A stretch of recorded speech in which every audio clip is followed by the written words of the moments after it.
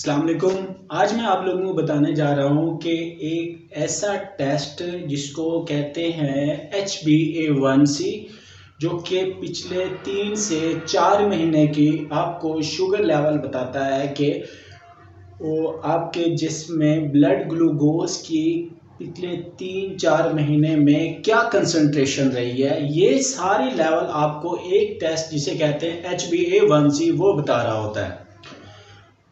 असल में HbA1c हम टेस्ट करवा तो लेते हैं, लेकिन उसके लिए उसको पढ़ने का तरीका क्या है, उसको पढ़ते कैसे हैं। एक मेडिकल स्टूडेंट या एक मेडिकल प्रोफेशनलिस्ट तो उसको इजीली अंडरस्टैंड कर लेता है, लेकिन ऐसा जो आम रूटीन में आम लोगों को HbA1c पढ़ने के लिए क्या करना चाहिए कि वो कौन से पैरामीटर्स हैं, वो कौन सी रेंज है जिसके अंदर अगर आपका रिजल्ट आ रहा हो तो आप नॉर्मल हैं, वो कौन सी रेंज है जो आप लोगों को एक खतरे की घंटी है कि आप अपने आप मतलब संभल जाएं और प्री डायबिटिक स्टेट से निकलकर आप नॉर्मल ज़िंदगी गुजारें। और वो कौन सी स्टेट है जिसके अंदर, वो कौन सी हालत है जिसके अंदर आपको चाहिए कि आपको डायबिटीज़ हो गई है, तो उससे अवॉइड किस तरह करें और उसे आप लोगों को कैसे पता चलेगा कि आपको डायबिटीज़ है। तो बेसिकली जो HbA1c है हमेशा परसेंटेज की सूरत में उसका रिजल्ट आप लोगों को मिलता है, परसेंटेज की फॉर्म में। मिसाल के तौर पर अगर आपकी HbA1c का रिजल्ट लेस देन 5.7% लिखा हुआ आ रहा है तो मतलब आप बिल्कुल नॉर्मल है,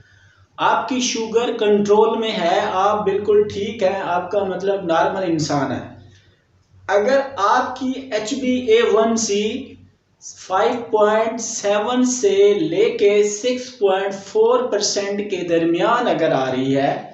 5.7 से 6.4% के दरमियान अगर आपकी HbA1c आ रही है तो मतलब आप क्या है, रिस्क पे हैं कि आपको अगर आपने एहतियात ना की तो आपको क्या शुगर हो सकती है। अगर आपकी HbA1c का रिजल्ट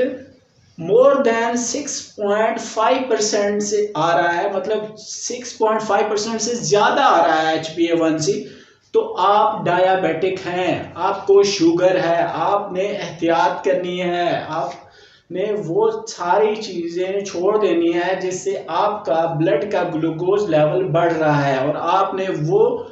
रूटीन अख्तियार करनी है जो कि एक डायबिटिक पेशेंट अख्तियार करता है। उसको कौन कौन सी प्रिकॉशंस की ज़रूरत होती है, उसने वर्जिश करनी होती है और उसके बाद उसने मीठी चीज़ें रोक देनी होती है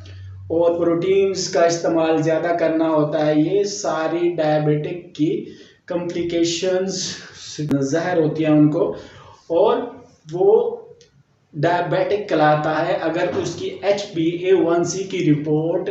6.5% से ज़्यादा आ रही है।